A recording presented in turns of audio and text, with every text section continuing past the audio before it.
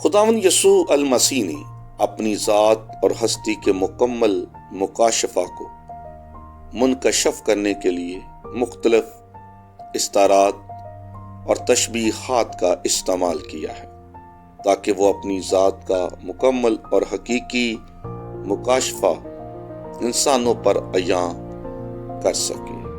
لہذا یوحنا کی انجیل اور اس کے 6 باب کی 35ویں آیت میں آپ نے خود کو زندگی کی روٹی کے ساتھ تشبیہ دی۔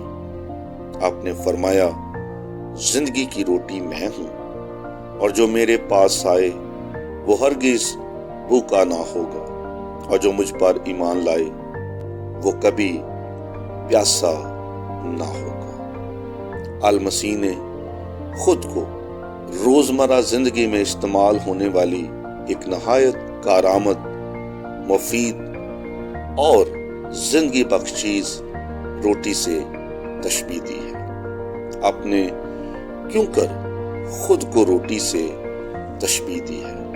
اس کی روحانی اہمیت اور فضیلت کیا ہے؟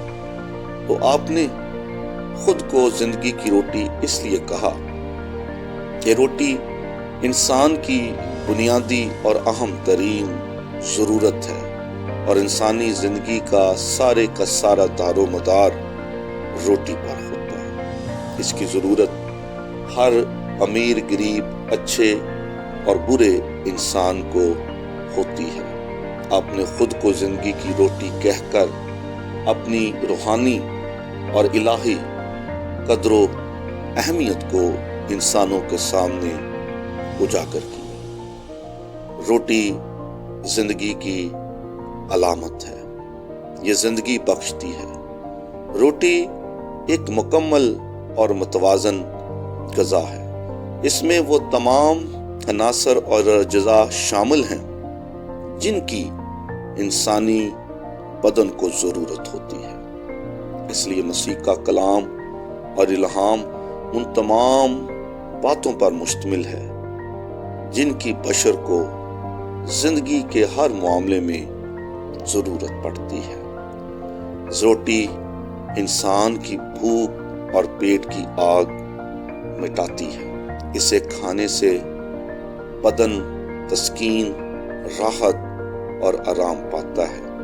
تو المسیح نے بھی خود کو زندگی کی روٹی کہا اور فرمایا، جو مجھے کھائے گا وہ کبھی بھوکا اور پیاسا نہ ہوگا۔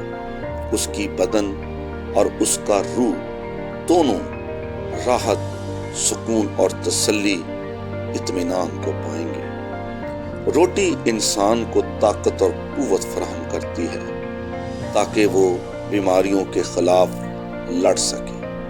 یہ اس کی قوت مدافعت کو بڑھا دیتی ہے۔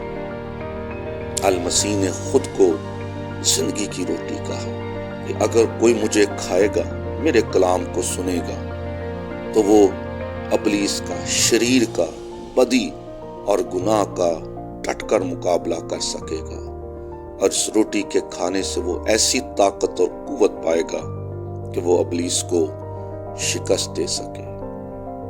مسیح انسان کو روحانی طاقت اور قوت فراہم کرتا ہے۔